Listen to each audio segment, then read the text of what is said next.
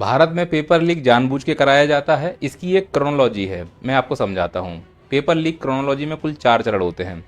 जैसे ही paper leak होगा तो पहला चरण, नेता आके कहेगा कि झूठे एलिगेशन है, आप सुनिए। पेपर लीक की हमारे पास कोई जानकारी नहीं। इस बयान के बाद रायता नहीं समेटेगा तो फिर अगले चरण पर जाएंगे और कहेंगे कि यह साजिश है, आप सुनिए।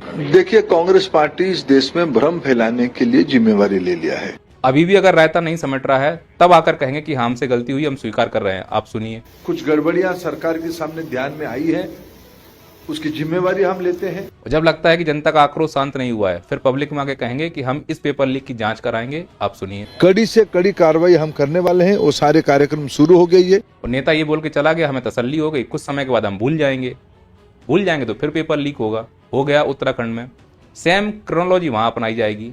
सबसे पहले अधिकारी ने आके क्या कहा, आप सुनिए। इसको बेसिकली पेपर लीक नहीं कह सकते आप, पेपर लीक करना दूसरी बात हो गई। जब इससे रायता नहीं समटा तो फिर साजिश बताएंगे। सुनो, नकल जिहाद बोल रहे हैं मंत्री जी, नकल जिहाद छेड़ने का प्रयास कर रहे हैं। अभी भी काम नहीं चला तो आके स्वीकार करेंगे और जनता के बीच में बोलेंगे कि हाँ, हमसे गलती हुई है, सुनिए। जो भी परीक्षा में भाग लेंगे वो हम स्वतः ही, कोई हो तो एक लिस्ट बना के आप हमको दे देंगे, हम उनके सारे मुकदमे। और लास्ट में क्रोनोलॉजी का पार्ट जानते ही हो कि आके बोल देंगे कि हम जांच कराएंगे, आप सुनिए।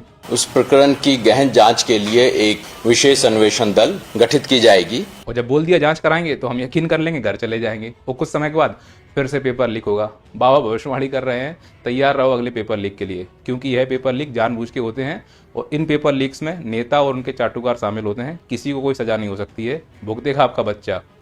आंखों की पट्टी खोलो वे अंधभक्तों।